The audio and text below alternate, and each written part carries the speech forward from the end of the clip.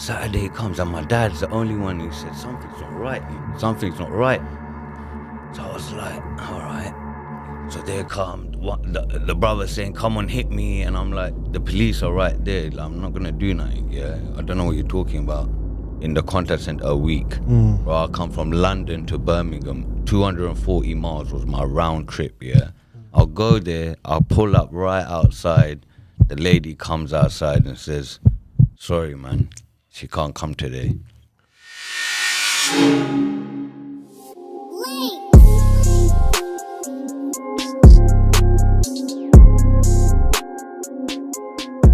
What's going on, people, and welcome back to the Baby Fathers podcast for another brand new episode. I am your host, and I go by the name of DJ Ridler. Now, first things first, I'd like to thank everybody who has been supporting the channel. We definitely appreciate it down here. Now, before we start today's show, I need you to do me a big favor. If you have not subscribed to the channel yet, make sure you subscribe to the channel now. Make sure you press that notification button and remember to give us the thumbs up. All right. So on today's show, we have another special guest, and he goes by the name of Shahid. Nah, it's a pleasure for coming, man. Thanks for having me. And we are going to get into it. But before we get into it, I have to put a disclaimer out there. Anything what you say is your truth, and it's your truth only. So no one can't say anything different because it's your truth and experience what you have gone through to how you know it to be. All right? Exactly that, yeah. So I have to put it out there. Perfect. All right? Cool. So we're going to start from the beginning. So tell me about your situation. How many kids do you have and how many mothers do you have? So I got my ex, one child with her, and I got my current partner who's got a stepchild from a previous relationship, and our current baby, which is ours. So I got 3 sons. We're going to start from the beginning. So what's the current situation with the mother who you're with now? So my current partner, perfect, lovely. Truthfully, in that dark time, she was my strength when I met her. And then when we had our new baby, like through that time, that baby was like a savior at times. So we got a beautiful relationship. So Wicked. More than happy. And you lot are together? Together, yeah. Excellent. And the child mother, who I presume what you're here for, what's that situation like? Start from the beginning of that one, please. Well, so going back February 21, basically I'm just going to cut to the point where the breakup happened. That's and fine. My son went. So February 2021, just come home from work, and my partner at that time and my mum, they had an argument, and then it just got escalated. I phoned her dad and I said, look, I think we need a break. So her dad come, picked her up, they went. So that was that day. Then about a week went past, and like we on WhatsApp, you know, we have like a family group where all the siblings and everyone's in there. She leaves that. I get blocked on Facebook. And I ain't seen my son for a week. So I thought, what's going on there? That's a bit strange, yeah? Like, even on Facebook, like, we were married. So she changed the thing to single, basically. Status. Status, sorry. And that's when I thought, what's going on? So started, I messaged her brother, and I'm like, what's going on? Like, I just want to, like, I want to see. He's like, yeah, don't worry, we'll get in touch with you. I'll give you updates on. Like, that comment alone, like, inside, I can't explain to you the fire, but I just knew I had to be like, that's the one thing I notice about fathers when I watch these podcasts. You know, when the child is involved, you got to be strategic. You got to be, everything has to be calculated. So a lot of men nowadays, I see, I'm hearing stories, innocent reasons they're getting done. Like, you have to realize, don't go to the door. That's like, I never did that. I was like, cool. I didn't even reply to that message. Then what happens is, my father is like, look, shall I call her dad? And so my father's 70s, and I thought her dad's elderly. I thought it's different wavelength. Maybe it might work. He makes a call. And in a nutshell, they were speaking our language, Urdu, and in a nutshell, that her dad told my dad that seeing is a long thing. Just forget about it. So cutting completely ties. You're not allowed. That's what he said to my dad, and like when my dad told me that, I was like, and my dad just told me straight, son, there's nothing else to do. There's no communication there. Just that route is dead. Just forget about it. You gotta go down some other routes. You have to look into that because that's not how you're gonna see your son. Then about 3 weeks ago later, I'm doing my research right now, what to do, and then I've been told I got to do mediation. So I've applied for mediation, and I get a call from the older brother. So the younger brother's the one who's messaged me, said, call me for updates on your son. Now the older brother's called me acting all like, what's going on? I'm like, you tell me, man. I want to see you. That's my son's name. And he was like, look, I don't know what's going on, this, that, but I'll tell you what, this Saturday, I'll bring him down. We'll come down. My ex-partner wants to grab a few things and you can see. So I was like, come. Like, I'm happy with that. Come. Saturday comes and my dad's the only one who said, something's not right. Something's not right. So I was like, all right. He comes in and, sorry.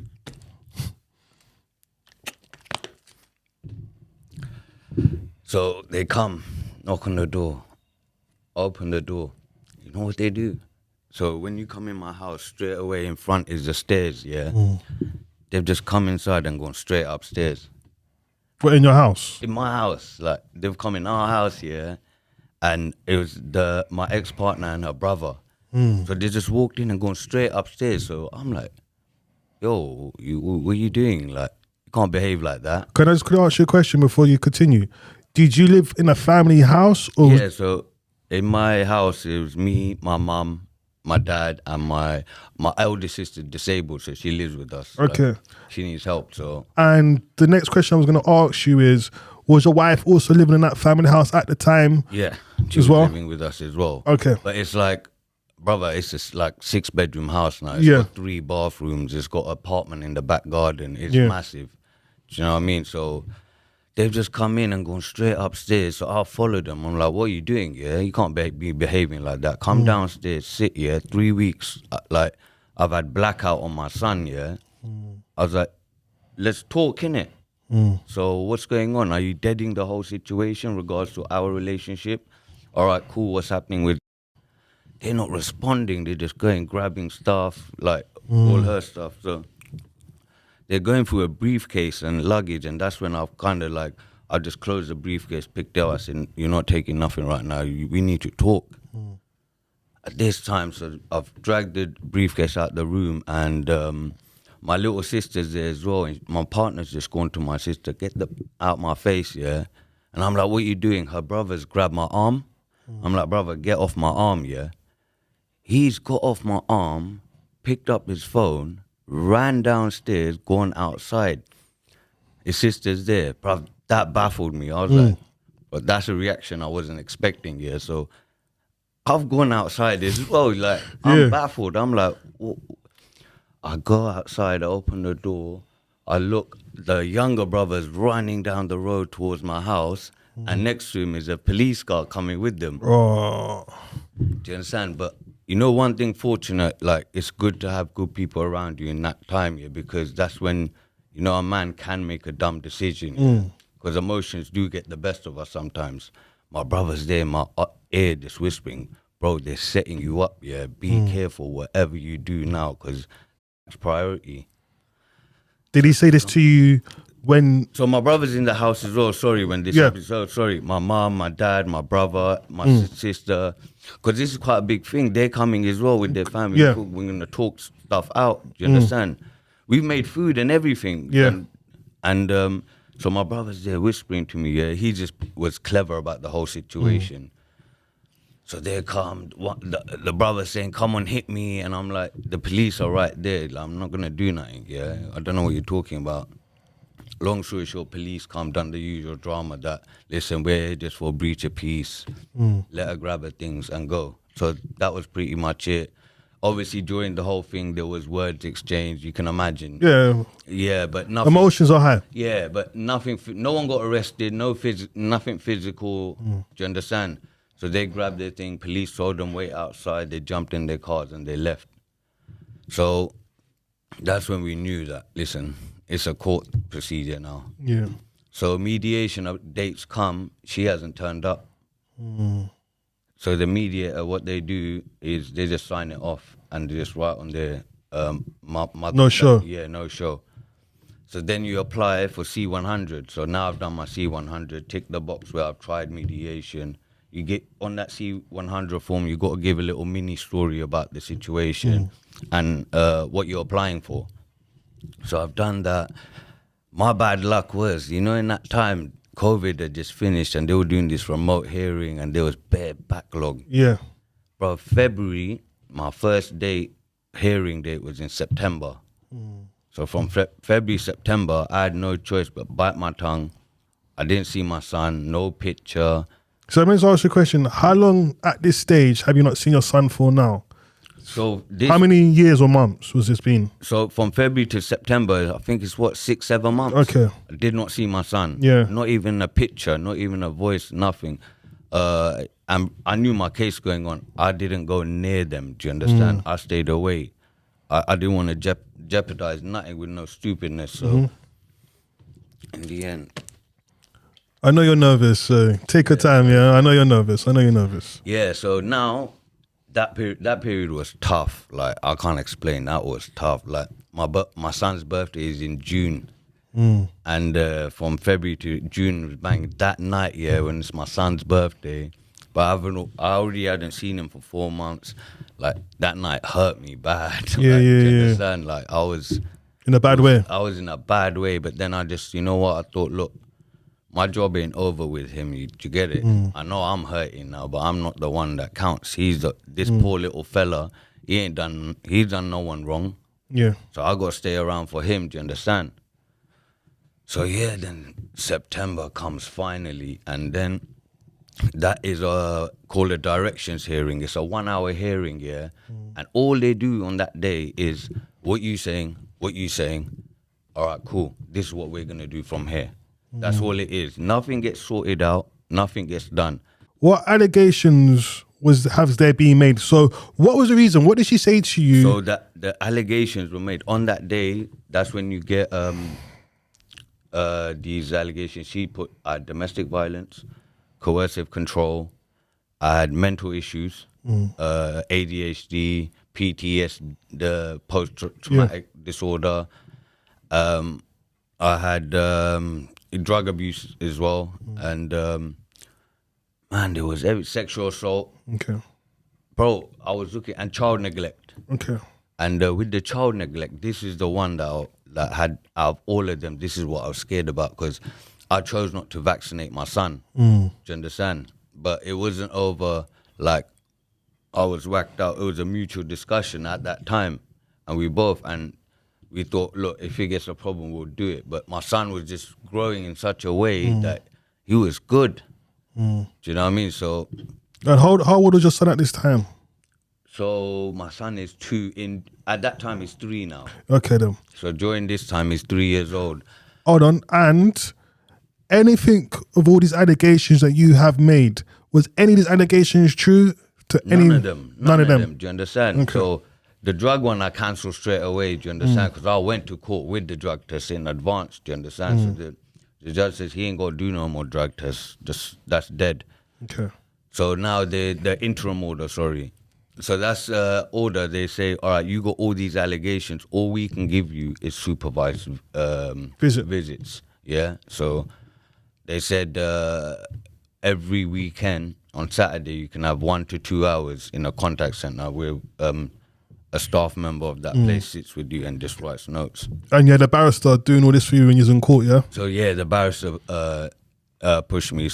But yeah, touching on the barristers as well, this is what I found out, because first £1,500 I got, like, bro, some firm just done me, like, do you understand? I went to a firm, they said, yeah, boom, you put money on their books, and what they do is, as they do work, they just minus it off there. So I had a 4-hour little talk with them, yeah, and that cost £1,500. Oh. And I was like, yeah, having a laugh. So I ditched them, and I went to a direct barrister. So that one is where you do your own paperwork, pass it on to the barrister, and the barrister will argue that in the court. Obviously, make their little changes, whatever they need, and that's all they will do. So your barrister is only strong as your argument that you give them. Of course. So I just told her that I did all my paperwork myself. So September, so now my next date is February again. That's called, my next date was a fact-finding hearing, where they're going to say, right, on that day, it's a full day in court, yeah? They say, you bring your story, you bring your story, bring your proofs, and we'll decide what's what. So that was in February. So September to February, I'm doing these contact center visits. Now the first day comes, so I went with my friend, and he took me there, and then just remember going inside, and you know my biggest fear was that he's forgotten me. He come in and he was like, Daddy, and I was like, oh, that's it. Come out. Outside they did some drama with my friend where he was sitting in the car, they recorded him, and all he's doing is sitting in the car. So who's recording him? The ex and her friends. Okay. Yeah. And what he's done is, you can see in the video, he's just driving off, and he's just driven out of the car park and gone. So they were doing all this madness just to instigate. Then they're complaining to the contact center that this guy he's intimidating, and couldn't believe it. So they jumped on that opportunity as well. So the contact center said to me, listen, you come on your own, or we just have to cancel everything. I was like, cool, I'll come on my own.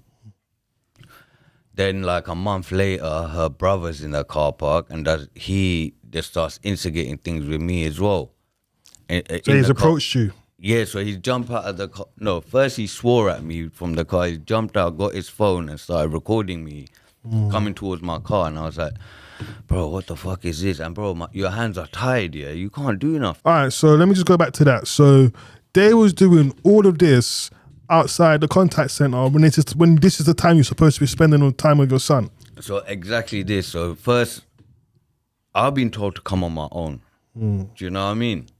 But I come on my own, and the partner's not there on her own. She's all families coming and this, that, and they're always doing drama. When it's just me and her, yeah, there's no drama. You understand? So, but luckily, the contact center I found, they were fair. They were like good people. They literally, when she went inside and said that I was about to hit her brother, yeah, they've turned around and told her that, listen, your brother ain't meant to be here. Simple. Yeah. So I was like, and they told me, look, don't worry about it. It's not your fault. He shouldn't be here. End of story. So that was just a blessing. And then done that. So February's come.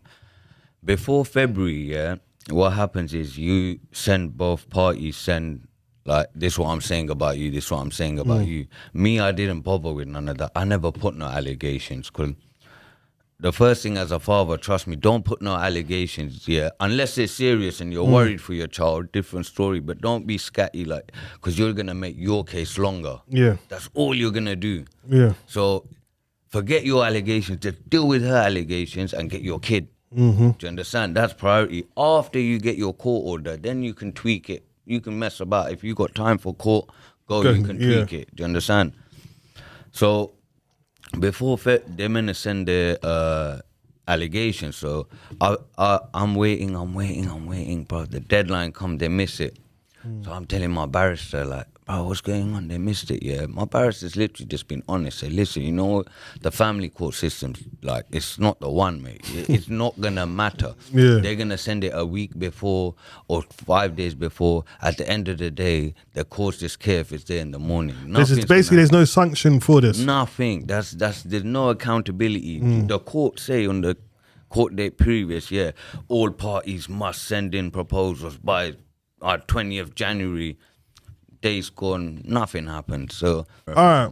So, when she was living at your house, do you reckon she was trying to use this to try escape from the marriage or from the family house?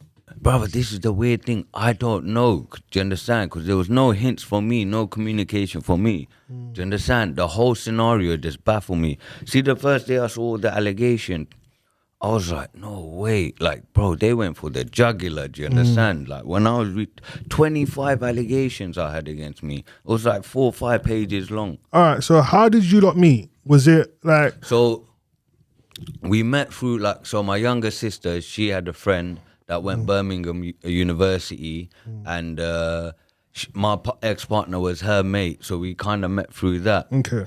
Then a few times we went, but because they were religious, yeah, it weren't like normal dating, do you understand? So we went there, we met like, in a year, we met like probably 5-6 times. And at that time, I don't know why, I just... And how long was you lot together before you got married?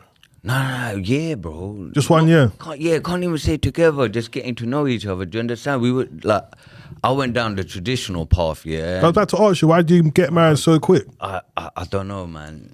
You know what I mean? I grew up here, but I don't know, just traditions and religion. I just thought, let me go down that path, yeah. And it wasn't arranged marriage, it was... Nah, it wasn't arranged. Okay. Do you understand? Like, we got to know each other, we both, and then after we knew we liked each other, then we got the family involved, yeah. So it weren't arranged, but it weren't like... Yeah, there weren't much time to get to know each other. So how many months did it take you before you went on your knees to propose to her? Oh, like a year later, do you understand? But in that year, it's not like we met probably like 7 times, 8 times. Wow. Most of the time talking on the phone, yeah. Bro, it was a rash decision, yeah. You know what I mean? I don't know what it is. Maybe I had peer pressure from family, you know what I mean? I was coming to 30 and they were like, you need to get married. And I was like, oh, man. Do you understand? Yeah. And maybe I didn't do my research. I didn't like look at it normally. So, brother, I don't even know the reason how I got in that situation. Yeah, but yeah, end of the day, we ended up getting married, and then all in all, we were together like 5 years. Okay. So we were together for like 3 years first. Then we had our son. And then when you got married, did you move into it with each other straight away, or did these two take? Yeah, straight away. So like traditional ways, they just did it. Yeah, so just straight away moved in. Like with my current partner, it was total opposite. Do you know what I mean? Yeah. We met somewhere else. We moved in first. Like we were chilling together first. Then we had the baby. Do you understand? So when did it go left? So with my current partner, oh man, I don't know, man. It's just there was bare fights with my mum. Do you know what I mean? So like. Most of the times I'm stuck in the middle, but it wasn't the situation like I would back her over my mum sometimes. So what was it arguing about? So what kind of stuff were they arguing about? Is it two women can't live in the same house? Nah, bro, you know what? I think that rule is true, man. In the end, you understand? I get it, it's true, but at the same time, yeah, like I'm thinking about our future, do you understand? Like I don't want to just spend money on rent, you know what I mean? I don't like paying rent, you know what I mean? I'd rather pay a mortgage, do you understand? 100. That's my mentality, yeah? So I'm not just moving out for the sake of it. And like, the woman's not bringing nothing to the table financially. Her parents ain't bringing nothing to the table financially. So like, in my books, yeah, I don't know. I'm not being like against women or nothing, but bro, if that's the case, then you haven't got really no right to say like, as long as there's roof and we're warm and we're nice, do you understand? It's not like I got you... It's not like 5 people in a 2-bedroom flat. Sorry to interrupt the program, but we have to give a shout out to today's sponsor. Today's sponsor is I Love to Party, who does corporate events, birthday parties, weddings. Anyone who's looking for a photo booth, magic mirror booth, 360, make sure you check them out in the link in the description below. Make sure you quote Baby Fathers to get 10% off. All right, so that's today's sponsor. I Love to Party, which you can see on our screen here. Make sure you get at them for 10% off for your next event. There's like, in our house, there's rooms that are empty, no one sleeps in, do you understand? But yeah, over things like that, like they would argue over like, she would say to my mom, why is he at work so late, do you understand? But when you're the sole breadwinner, you got to, it's harder, you got to make all the money. So in our culture, yeah, the woman's money is a woman's money, our money is their money. Okay. Do you understand? That's in my culture how it works. And it's not my culture, my religion. Yeah. In Islam, that's what it says. So, how much would you say you spent on court in the courts? Bro, just to break it down to you, for 11 months I did contact center. I did 2 hours a week, yeah. So 4 times a month, 8 hours, yeah. Brother, a week, yeah. Look at this. The contact center was £55 an hour. So I did £110 in the contact center a week. Bro, I come from London to Birmingham. 240 miles was my round trip, yeah? So I was doing about 70. Bro, I don't drive economically, if you know what I mean. Yeah. I was doing £70 petrol on top of that. And bro, you see these contact centers, it's not like they're like so many toys. And with my son, it got to the point where, bro, we've been in that one room, yeah, like 1 year, 1 month. Do you get it? 13 months we've been in that same room. Like, it got to the point where we could tell you every dot and things like that. So I have to go there with new toys. I was doing like £100 on toys a week. Do you get it? So, bro, I was doing like £250, £270 a week just to go see him. And I did that for 1 year. So, bro, that was just 13, 14 grand. It's just because she moved back to Birmingham and you two broke up. So she got with me. We moved to London and lived in London for 5 years. Now then she went back to Birmingham. Okay. So I'm doing these trips back and forth to Birmingham every week, yeah, for 2 hours. That's all I get to see my son. And bro, there was times I'll go there, I'll pull up right outside. The lady comes outside and says, sorry, man, she can't come today. So and guess what happens to your money, to everything? They keep it. That's an L, man. You take no one. So you drove all the way there? All the way there. They didn't even tell you that she wasn't going to turn up today? Bro, I messaged the solicitor next day, her solicitor. I'm like, come on, man. Like, what's going on? And what was the reason? And the reason was she was ill. And I was like, and obviously at that point I was fuming. Like, I was like, is there any doctor reports and everything? Her sister just replied back to me, is we don't have to send you nothing. Wow. I'll contact my barrister, and my barrister was like, look, we can go. But if there's a consistent 1 year, like back to back to back, where she's blatantly refusing to follow that, yeah, then you can. But these little A one-off one day, they won't do nothing about but it. over a year and a month, it weren't one-off. You get it? It was like here and there will come. Like, you know, my son's ill all of a sudden. Yeah. Do you understand? It's like on the morning. So there's not a ill. way of her able to contact her solicitor to notify that's- you? Yeah, you can. That's the way. And she never done that? Do you understand? They can contact me for everything else, yeah? You know what I mean? But yeah, that time, so I wasted a lot of money there. And then court fees. Bro, I did about 25, 30 grand. Yeah. Easy. But the money is, I'm cool with that, man.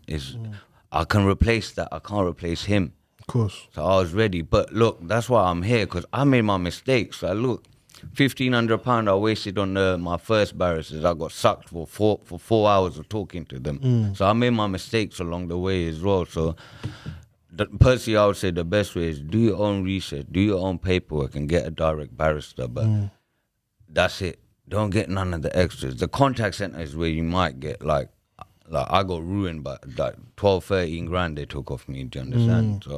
So when you went court, how many times did you go to court?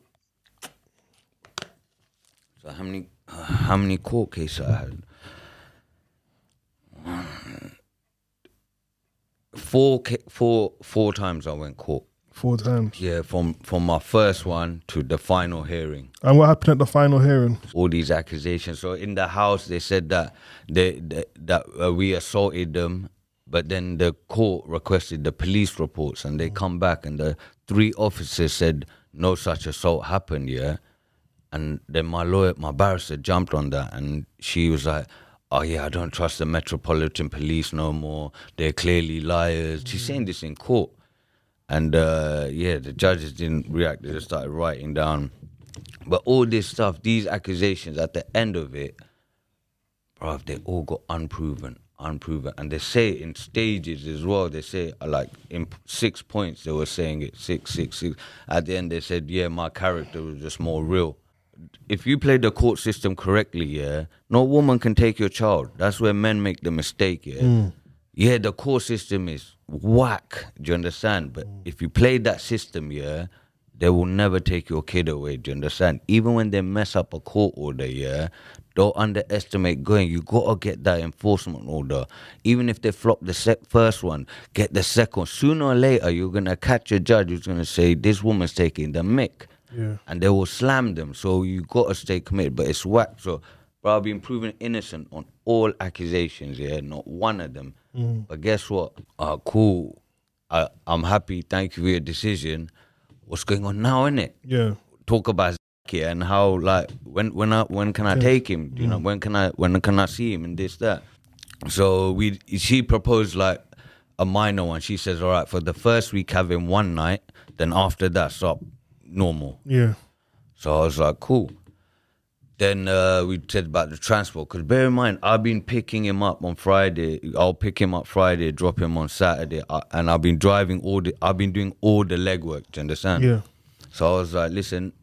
Driving from Birmingham to London. Birmingham, back to Birmingham, then 2 days resting, then 2 days later, I'll drop him back, do you understand? So they said, look, and I said, I have him, so they decided I'll have him every fortnight, Friday to Saturday, 50-50 on the holidays, so I have half of the holidays, and special days as well, so Father's Days, birthdays, things like that, I can request him as well.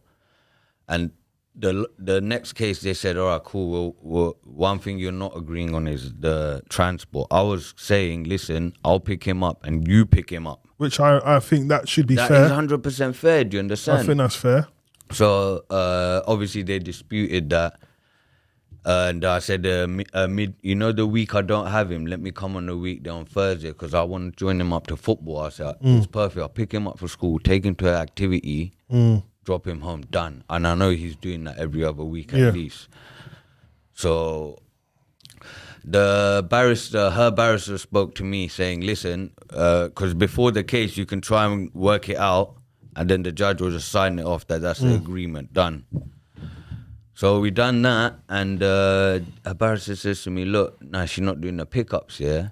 And I was like, look, I'll pay, yeah? Because she said she can't afford it. I said, I'll pay. Yeah, you do the traveling, I'll pay, yeah? And she goes, no, she went to a support worker and started talking about, apparently she got sexually assaulted in school days on a train. So she don't want to take the train? She's got a trauma of public transport. Coincidentally, do you understand? I'm asking to, like, you ain't got a car, I'll pay for your ticket, everything, do you understand? Then, in the end, a barrister before the court case about to start, the whole thing was a waste of time. They could have just spoke to me on an email and we could have deaded it. He come to me, he's like, all right, cool. She agrees, her mother is going to lend her money to buy her brother's car. I was like, I didn't even need to know this story. Do you understand? Yeah, as long as you cover travel costs, train, petrol, whichever one it may be. And you can have your midweek visit as well. Okay. So I was like, calm. Of course, I'll take that. I'll pay. Yeah. You understand? So that was it. The judge ended it. And then ever since, that's it, man. That was the mad story, really, man. Something just rang in my head. She was meant to be brethrens or friends with your sister. Did them two remain friends after this situation? Brother, it went south with them, do you understand? I don't know what happened. This is the dumbness they were doing to trigger me throughout the whole case. So my ex-partner rang my cousin in America, my cousin in Pakistan, my cousin in Canada. Saying what? Just chatting about me, that I'm the biggest waste of space, whatever. I did this X, Y, Z to her, just basically tried to throw mud at me every way they could, Even her father called my pops his mate, So my dad's best friend, who's like, they're 40, 50 years of friendship, he calls him chatting the same, throwing mud on me, this pettiness, coward behavior. But I just said, look, bite your tongue.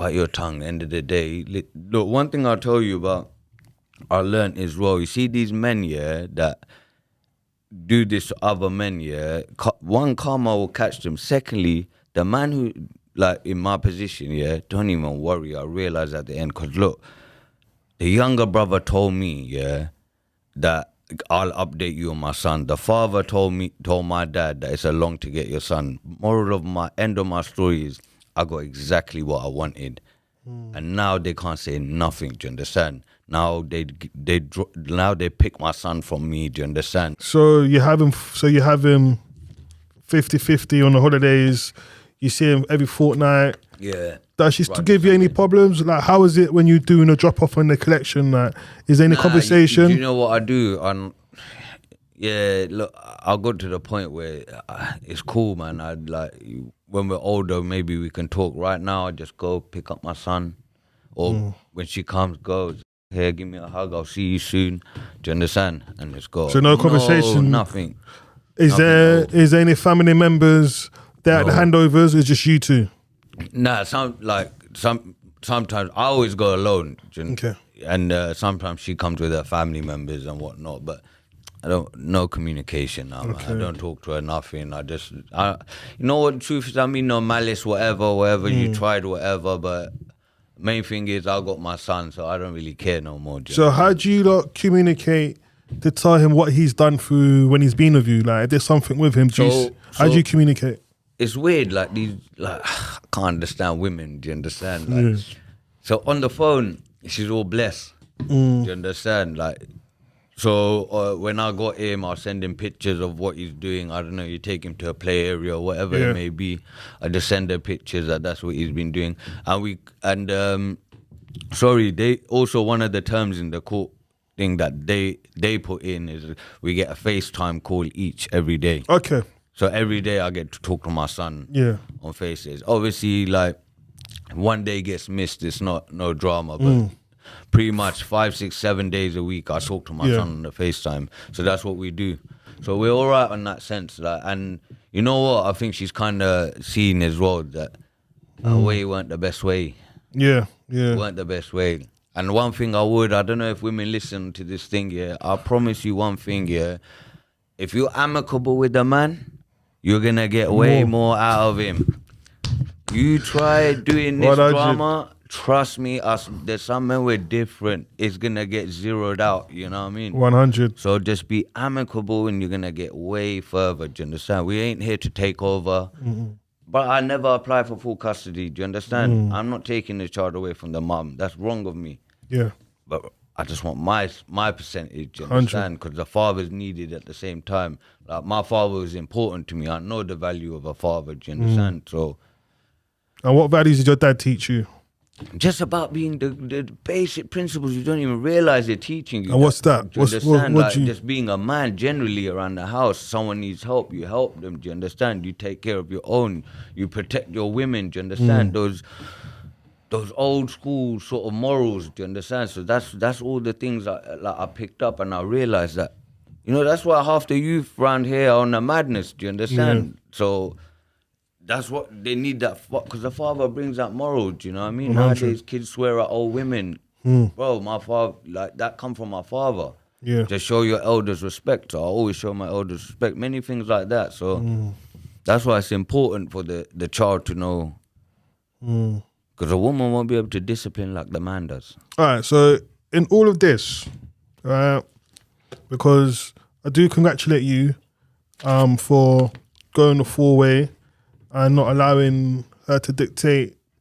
But is there anything, if it's self-reflection on yourself in your marriage where you thought you may have done something wrong?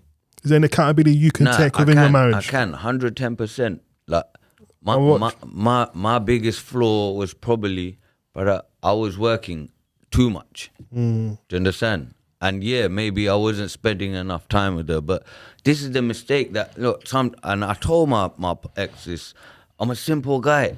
Sometimes, you know what? I just need to be told. Yeah. Do you know, I'm not good. I might not mind read. Might not be in a mood, but to me, when I look at you, if you don't tell me, I might think you're fine. Everything's good, do you understand? So if it's getting to that boiling point, just talk it out, man. You understand? You don't need to do it. And don't get, the bad mistake is, I realize when families get involved, it's better you just do it yourself. So would you say that it would have been better if you two lived by yourself than living at home with your parents? Do you reckon it could have would it be more healthier? Possibly. Do you understand? Possibly. I don't know. But the point is, I'm not even here regards that. Cool, that's all my errors. Whatever the errors may be. Bro, when it gets to that stage, don't use the child as a weapon. 100. Because that's what happened to me. They couldn't get their way with me in the end. There was points where the father was saying, buy the house, move out, do you understand? And out of pride, I was like, bro, I'm not gonna do that, because I do that, then I'm forever under you. Today's gonna be a house, tomorrow it's gonna be what? Yeah. Do you understand? Yeah, I'm not doing that. Do you understand? I don't care what your traditions are, whatever it may be. I'm not doing that.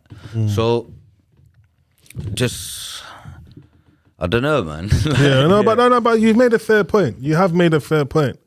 So, what I would like to say to you is, to any fathers who is watching today's episode, what would you like to say to them?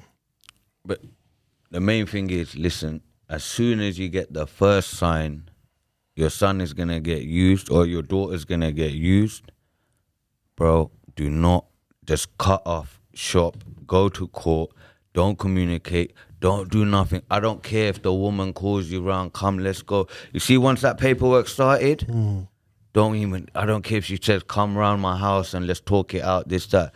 Do not go to the house. Bro, your stuff started. Once you get the court order, bro, you're protected. Then go do all this, whatever, talk, do whatever you want to do after that. That's fine. You're saying to safeguard yourself first. But you just move paranoid. That's all I'm going to say. Out of experience, just don't do that. Look, the main priority is, the way I'm telling you is, you'll get to see your child. If you follow the process. Just run the process. That's exactly what I'm saying. The process is whack. I'm the first one to say it.